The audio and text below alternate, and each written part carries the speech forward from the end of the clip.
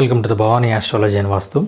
ఈరోజు మనం పిల్లలకు పేర్లు ఎలా పెడతారు అనేటువంటి విషయాన్ని గురించి ఈ వీడియోలో మనం తెలుసుకుందాం. ఈ వీడియోని స్కిప్ చేయకుండా ఎండ్ వరకు చూసినట్లయితే మీకు ఒక క్లారిటీ అనేది వస్తుంది. వెయిట్ చేయకుండా వీడియోలోనికి వెళ్ళిపోదాం. పేరు అనేది ఆ వ్యక్తి యొక్క జీవితంలో చాలా ఇంపాక్ట్ని అయితే కలిగి ఉంటుంది. కాబట్టి మనము పిల్లలకు పేరు పెట్టే ముందు ఆ పేరుకు సంబంధించినటువంటి సరైన అర్థాన్ని తెలుసుకొని అట్లాగే పలకడానికి వీలున్నటువంటి పేరుని మనం పెట్టినట్లయితే వాళ్ళకి భవిష్యత్తులో ఎలాంటి ఆటంకాలు లేకుండా వారైతే మంచి జీవితంలో మంచి ఉన్నత స్థానాన్ని అయితే పొందడం అయితే జరుగుతుంది. పేరు పెట్టడానికి జ్యోతిష పరంగా మనకు ముఖ్యంగా చాలామంది అనుసరించేది నక్షత్రానికి ఉన్నటువంటి అక్షరాలను అనుసరించి పేరునైతే పెట్టడం జరుగుతుంది.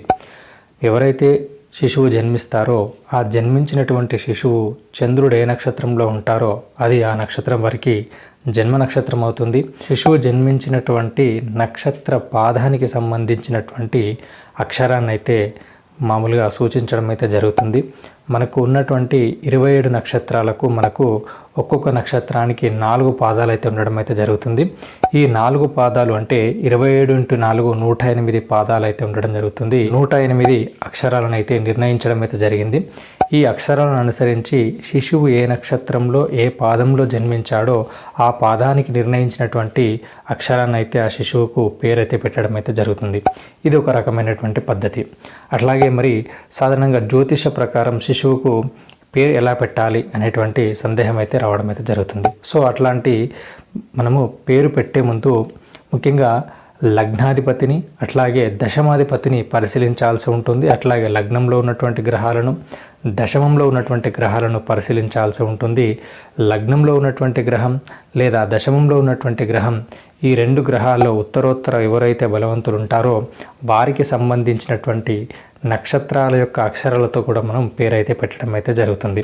ఈ విధంగా పెట్టినట్లయితే మనకు లగ్నాధిపతి అట్లాగే దశమాధిపతి ఈ 2 గ్రహాలలో ఏ గ్రహాలైతే బలంగా ఉన్నారో ఆ అధిపతులు కానీ ఆ 2 భావాల్లో ఉన్నటువంటి గ్రహాలను కానీ పరిశీలించాల్సి ఉంటుంది.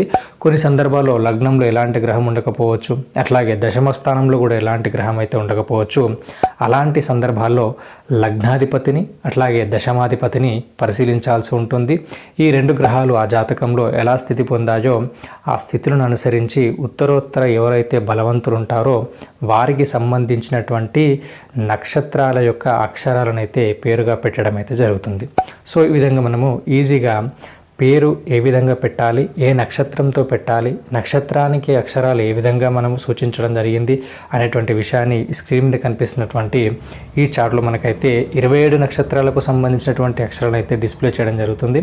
సో ముందుగా శిశువు జన్మించినటువంటి నక్షత్రం యొక్క పాదం అక్షరాన్ని లేదా లగ్నాధిపతి లేదా దశమాధిపతి లగ్నంలో ఉన్నటువంటి గ్రహం లేదా దశమంలో ఉన్నటువంటి గ్రహాలను పరిశీలించి ఉత్తరోత్తర ఎవరైతే బలవంతులు ఉంటారో వారి యొక్క నక్షత్రాల యొక్క అక్షరాలతో కనుక పేరు పెట్టినట్లయితే వారికి మంచి భవిష్యత్తు అయితే ఉండడం అయితే జరుగుతుంది. సో ఈ విధంగా మనం పేరు పెట్టడానికి ఈజీగా అక్షరాన్ని అయితే ఐడెంటిఫై చేయొచ్చు. కాబట్టి పేరు పెట్టే ముందు ఈ విధంగా అక్షరాన్ని సెలెక్ట్ చేసి ఆ అక్షరంతో కూడినటువంటి పేరు యొక్క అర్థాన్ని పూర్తిగా తెలుసుకొని తర్వాత పేరు పెట్టడం అనేది మంచి పద్ధతి.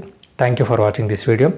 మీకు కనుక ఈ వీడియో నచ్చినట్లయితే లైక్ చేయండి, షేర్ చేయండి, సబ్స్క్రైబ్ చేయండి. Thank you.